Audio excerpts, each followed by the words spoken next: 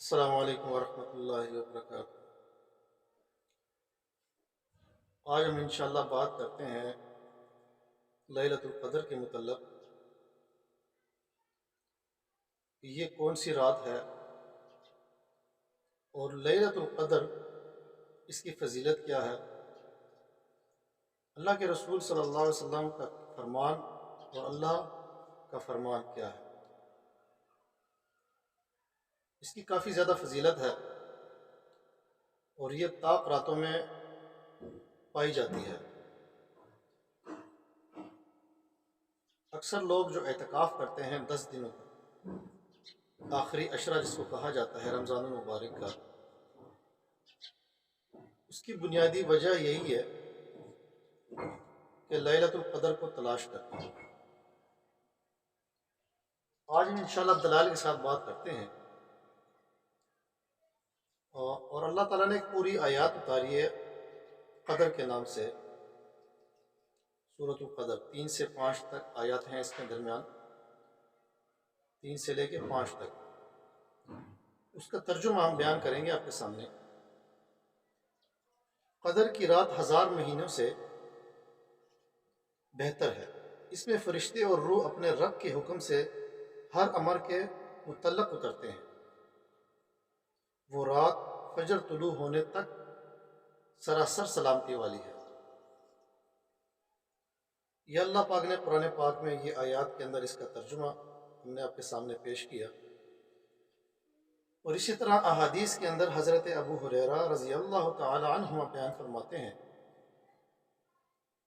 کہ آپ صلی اللہ علیہ وسلم نے فرمایا، جس شخص نے ایمان کے ساتھ خالص اللہ تعالیٰ کی رضا کے لیے لیلۃ قدر کا قیام کیا، اس کے پچھلے تمام گناہ جو ہیں اللہ پاک اس کو معاف کر دے گا۔ اس کی فضیلت دیکھیں، اس حدیث کے اندر صحیح بخاری کے اندر یہ حدیث موجود ہے، جس نے بھی اس کا قیام کیا ایمان کے ساتھ صرف اللہ کی رضا کے لیے، اس کے پچھلے تمام گناہ جو ہیں معاف کر دیے جائیں گے۔ نبی مکرم صلی اللہ علیہ وسلم رمضان کے آخری عشرے، جو 10 راتیں جس کو کہا جاتا ہے آخری عشرہ، جس کو آخری عشرہ 10 بھی آ سکتے ہیں، 9 بھی آ سکتے ہیں، بہت زیادہ عبادت کیا کرتے تھے۔ اس میں نماز اور قرأت قرآن اور دعا وغیرہ جیسے اعمال بہت ہی زیادہ بجا لاتے تھے، یعنی قرآن پاک کی تلاوت کرنا اور بہت زیادہ دعائیں مانگنا اپنے رب سے۔ امام بخاری رحمہ اللہ نے اپنی کتاب کے اندر ایک باب باندھا ہے، حضرت عائشہ رضی اللہ تعالی عنہ سے بیان کیا ہے کہ جب رمضان کا آخری عشرہ شروع ہوتا تھا تو نبی مکرم صلی اللہ علیہ وسلم رات کو بیدار ہوتے تھے اور اپنے گھر والوں کو بھی بیدار کرتے تھے اور اپنی کمر کس لیتے تھے، یعنی ساتھ ساتھ اپنے بیدار ہونے کے ساتھ ساتھ اپنے گھر والوں کو بھی بیدار کرتے تھے اور کمر کس لیتے تھے، یعنی عبادت کے لیے، اللہ کی عبادت کے لیے۔ یہ بھی ایک روایت صحیح بخاری کے اندر موجود ہے، اور اسی طرح مسند احمد اور مسلم شریف میں ہے کہ رمضان کے آخری عشرے میں نبی کریم صلی اللہ علیہ وسلم اتنی زیادہ کوشش کیا کرتے تھے جو کسی اور ایام میں نہیں کرتے تھے۔ لیلۃ القدر رمضان المبارک کے آخری عشرے طاق راتوں میں سے کوئی ایک رات ہے، اور یہ رات تبدیل ہوتی رہتی ہے، یعنی کہ آپ اس کو خاص نہیں کر سکتے کہ یہ 27ویں رات ہے یا اسی طرح 25ویں رات ہے، اسی طرح یعنی کہ اس کو آپ خاص نہیں کر سکتے۔ اکثر ہمارے ہاں یہ خاص کیا جاتا ہے کہ 27ویں رات جو ہے یہ لیلۃ القدر کی بس خاص رات ہے، نہیں، ایسا نہیں ہے، یہ تبدیل ہوتی رہتی ہے آگے پیچھے۔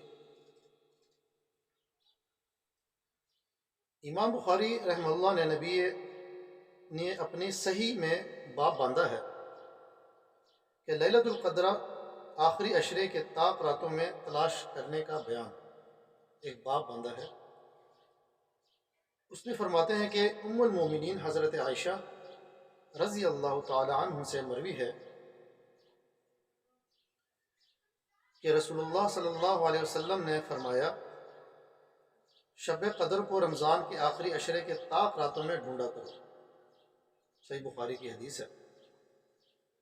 اور ایک اور روایت میں ہے، نبی کریم صلی اللہ علیہ وسلم اپنے حجرے سے نکلے، لوگوں کو شب قدر بتانا چاہتے تھے۔ مطلب یہ کہ اللہ پاک نے اللہ کے رسول صلی اللہ علیہ وسلم کو بتایا تھا کہ یہ جو رات ہے یہ شب قدر کی رات ہے، اور اللہ کے رسول صلی اللہ علیہ وسلم کے دل کے اندر یہ خواہش ہوئی کہ میں اپنے امتیوں کو جا کے بتاؤں کہ یہ جو رات ہے یہ جو رات ہے یہ شب قدر کی رات ہے۔ تو وہ اپنے حجرے سے باہر نکلے، تو وہ کون سی رات ہے اس کے متعلق وہ بتانے لگے۔ اتنے میں سے دو مسلمان آپس میں لڑ رہے، اس میں اللہ تعالیٰ کی حکمت تھی۔ تو اللہ کے رسول ان کے چھڑانے میں جب لگے، وہ رات بھول گئے، ان کے ذہن سے اللہ پاک نے نکال دیا اس رات کو کہ وہ کون سی رات تھی۔ دو مسلمان آپس میں لڑ پڑے۔ آپ صلی اللہ علیہ وسلم نے فرمایا، میں تو اس لیے باہر نکلا تھا کہ تم کو شب قدر بتلاؤں، اور فلاں فلاں آدمی لڑ پڑے تو میرے دل سے اٹھا لی گئی، اور شاید اسی میں کچھ تمہاری بہتری ہو۔ تو اب ایسا کرو کہ شب قدر کو رمضان کی 27ویں، 29ویں اور 25ویں رات میں ڈھونڈا کرو۔ دیکھیں، یہ بھی صحیح بخاری کی روایت ہے۔ دیکھیں اس پہ اللہ پاک کی کتنی بڑی حکمت ہے۔ اگر یہ رات اللہ کے رسول بتا دیتے کہ یہ جو رات ہے یا 29ویں یا 27ویں یا فلانی یہ رات جو ہے یہ شب قدر کی ہے، تو لوگ سارا رمضان عبادت نہ کرتے، بلکہ سارا سال عبادت نہ کرتے اور اسی رات کا انتظار کرتے جو وہ رات مخصوص کی گئی تھی۔ مگر اس میں اللہ پاک کی حکمت ہے کہ میرے بندے میری عبادت کریں پورا سال میں، پھر رمضان المبارک میں پھر آخری عشرہ جو 10 راتوں کا یا 9 راتوں کا، اور اس کے اندر وہ پوری عبادت کریں اور اس عبادت کے ذریعے اللہ پاک کے نزدیکت مزید حاصل کریں۔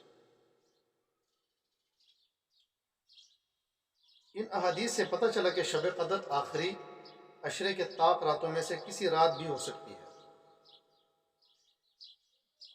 اب شب قدر کی علامات کیا ہیں؟ اکثر لوگ مختلف علامات بیان کرتے ہیں، مگر انشاءاللہ آپ کو میں صحیح احادیث کے اندر جو علامات اللہ کے رسول نے بتائے ہیں وہ آپ کے سامنے پیش کروں گا۔ رسول اللہ صلی اللہ علیہ وسلم نے ایک نشانی یہ بتلائی ہے، شب قدر کی جو صبح ہوگی نا، جب صبح طلوع ہوتی ہے اور سورج باہر نکلتا ہے، تو اس کی جو شعائیں ہوتی ہیں نا سورج کی، آپ نے دیکھا ہوگا جب سورج نکلتا ہے اس کی شعائیں نکلتی ہیں ایسے، وہ شعائیں اس کی نہیں ہوں گی، بالکل ایسے پلیٹ کی طرح ہوگا، اور اس کی سیٹیں گول ہوگا، بالکل صاف ہوگا۔ یہ اس کی نشانی ہے، اس کی شعائیں نظر نہیں آئیں گی آپ کو۔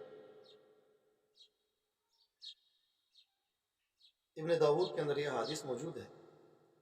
اور دوسری علامات بھی اللہ کے رسول نے اسی طرح بتائی ہے کہ نبی کریم صلی اللہ علیہ وسلم کا فرمان ہے، تم میں سے کون شب قدر کو یاد رکھتا ہے؟ اس میں جب چاند نکلتا ہے تو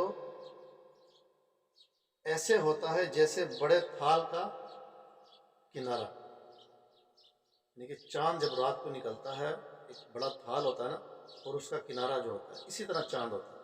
یہ ایک رات کی نشانی بتائی گئی۔ صحیح مسلم کے اندر یہ حدیث موجود ہے۔ تیسری علامات، سیدنا عبداللہ ابن عباس رضی اللہ تعالیٰ عنہ فرماتے ہیں، وہ کہتے ہیں کہ اللہ کے رسول صلی اللہ علیہ وسلم نے فرمایا، لیلۃ القدر آسان اور معتدل ہے، یعنی کہ آسان اور معتدل رات ہے۔ اس کی صبح کو جو سورج اس طرح طلوع ہوتا ہے کہ اس کی سرخی مدھم ہوتی ہے۔ یہ ایک نشانی حضرت عبداللہ ابن عباس نے اللہ کے رسول سے نقل کی ہے۔ مسند بزار کے اندر بھی یہ روایت موجود ہے، ابن خزیمہ کے اندر۔ لیلۃ القدر کا قیام کا ثواب، اس کے متعلق بات کرتے ہیں سیدنا ابو ہریرہ رضی اللہ تعالی عنہما روایت ہے کہ رسول اللہ صلی اللہ علیہ وسلم نے فرمایا، جس شخص نے لیلۃ القدر کا قیام ایمان اور ثواب سمجھ کر کیا، اس کے سابقہ گناہ بخش دیے جاتے ہیں۔ صحیح بخاری کے اندر اور صحیح مسلم کے اندر یہ روایت موجود ہے۔ اچھا، یہاں پر ایک بات آپ نے ذہن میں رکھنی ہے کہ اکثر لوگ ایک بات شائع کرتے ہیں کہ یہ جو کتے کے بھونکنے کے متعلق ایک بات شائع کرتے ہیں، یہ کسی صحیح حدیث سے ثابت نہیں ہے۔ شب قدر کی دعا کے متعلق ہم بات کریں گے، دعائیں جتنی آپ مانگ سکتے ہیں، مگر ایک ایسی دعا جس نے اللہ کے رسول نے بتائی ہے، اس کے متعلق بات کرتے ہیں۔ سیدنا عائشہ رضی اللہ تعالیٰ عنہ روایت ہے کہ وہ کہتی ہیں کہ اے اللہ کے رسول، انہوں نے پوچھا صلی اللہ علیہ وسلم، اگر میں شب قدر کو پالوں تو کون سی دعا اس وقت مانگوں گا؟ یعنی کہ حضرت عائشہ نے فرمایا، یا رسول اللہ، اگر مجھے پتہ چل جائے کہ یہ رات شب قدر کی ہے، تو یا مجھے محسوس ہو جائے کہ یہ شب قدر ہے، میں اس وقت کون سی دعا مانگوں؟ اللہ کے رسول نے وہ دعا سکھائی، اور یہ دعا امید کرتا ہوں کہ آپ بھی سیکھیں۔ بہت ہی آسان دعا ہے۔ اللہم انکا عفو تحب العفو فاعف عنی۔ ایک دفعہ پھر بتا دو، اللہم انکا عفو تحب العفو فاعف عنی۔ اس کا ترجمہ ہے کہ اے اللہ، تو معاف کرنے والا ہے، معافی کو پسند کرتا ہے، لہٰذا مجھے معاف کر دے۔ یہاں پر ایک بات آپ کو بتا دوں کہ اس دعا کو پڑھنا ہے، اور اس دعاؤں کے ساتھ مزید اپنے اور دعائیں بھی پڑھنی ہیں، خاص کر مسلمانوں کی مدد اور حفاظت کے لیے ہمارے پیارے وطن پاکستان سے کی حفاظت کی دعائیں کریں۔ اس وقت ملک کے دشمن عناصر بہت اوچھے ہتھ کنڈے استعمال کر رہے ہیں۔ اللہ پاک ہم سب کا، ہمارے ملک کا، اور ہم پوری دنیا میں مقیم مسلمانوں کا حامی اور ناصر ہو، اور ان کی غیبی مدد فرمائے، آمین۔ امید ہے کہ آپ کو یہ ویڈیو اچھی لگی ہوگی۔ انشاءاللہ اگلی بار ایک پھر ویڈیو سے ملتے ہیں، اجازت چاہتے ہیں، اللہ حافظ۔